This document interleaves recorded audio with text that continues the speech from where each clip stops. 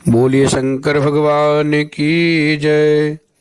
भगवान शिव को प्रसन्न करने का बहुत ही सरल विधि आज बताऊंगा। भगवान महादेव शंकर जी को आप भी बहुत जल्दी प्रसन्न कर सकते हैं। मैं बताना चाहूँगा, भगवान शिव बहुत ही दयालु हैं। भगवान शंकर बहुत ही जल्दी प्रसन्न हो जाते हैं।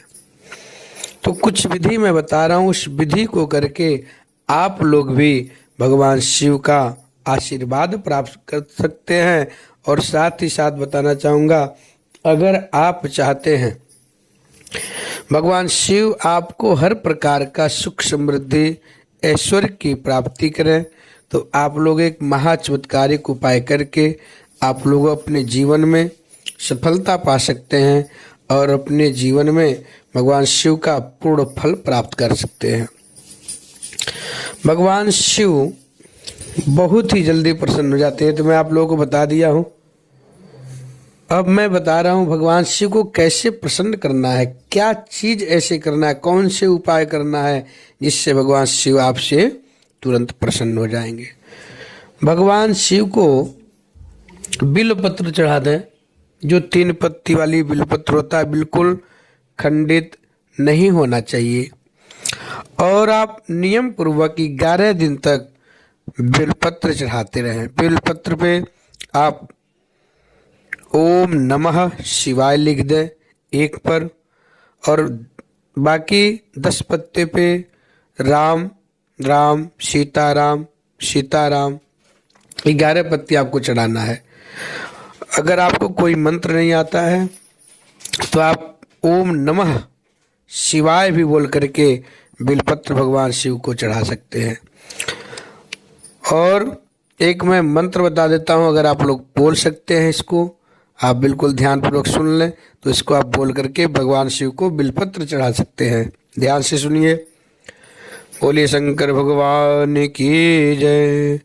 ओम त्रिदलम त्रिगुणाकारम त्रिनेत्रम च त्रयायुधम त्रिजन्म पाप संहारम बिल्वपत्रम शिवयर्पणम। 3 जन्मों का संहार भी, इतने पाप होता है, सब पापों का संहार हो जाता है।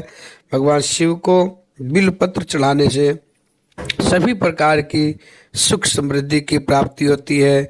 घर में अगर क्लेश है तो उससे भी छुटकारा प्राप्त होता है। एक और मैं आप लोगों को मंत्र बता देता हूँ बिल्वपत्र चढ़ाने का, हमारे शास्त्रों में आया है।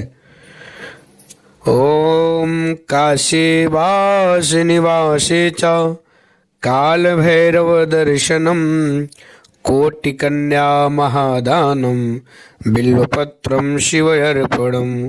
कोटि कन्या महादानम बिल्वपत्रम शिवयर्पणम।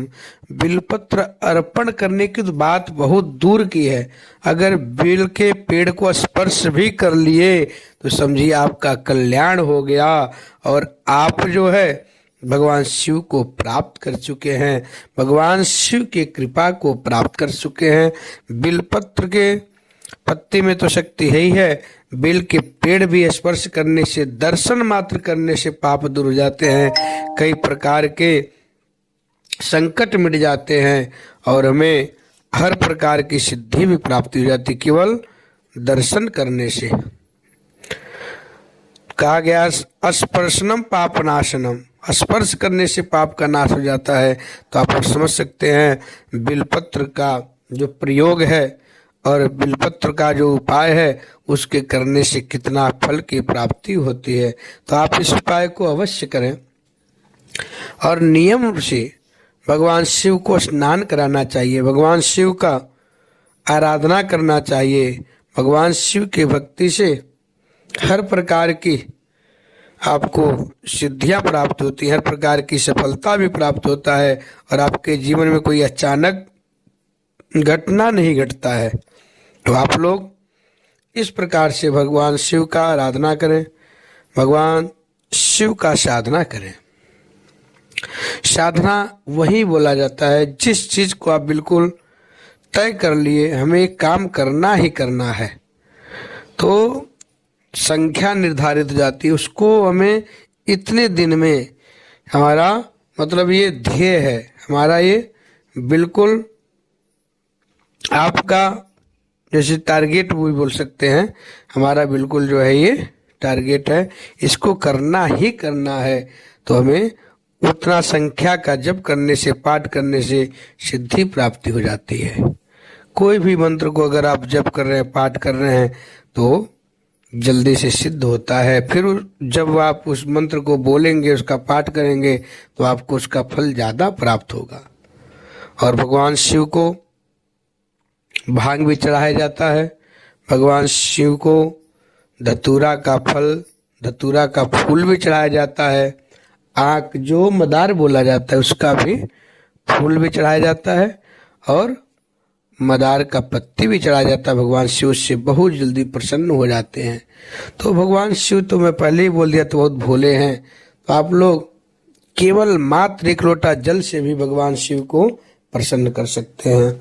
और एक आग्रह मैं करूंगा आप लोगों से, साथ ही साथ हमारे चैनल को भी सब्सक्राइब करते रहें, वीडियो को लाइक करते रहें, शेयर करते रहें, जिससे कि हमारे वीडियो का लाभ दूसरे लोगों को भी प्राप्त हो।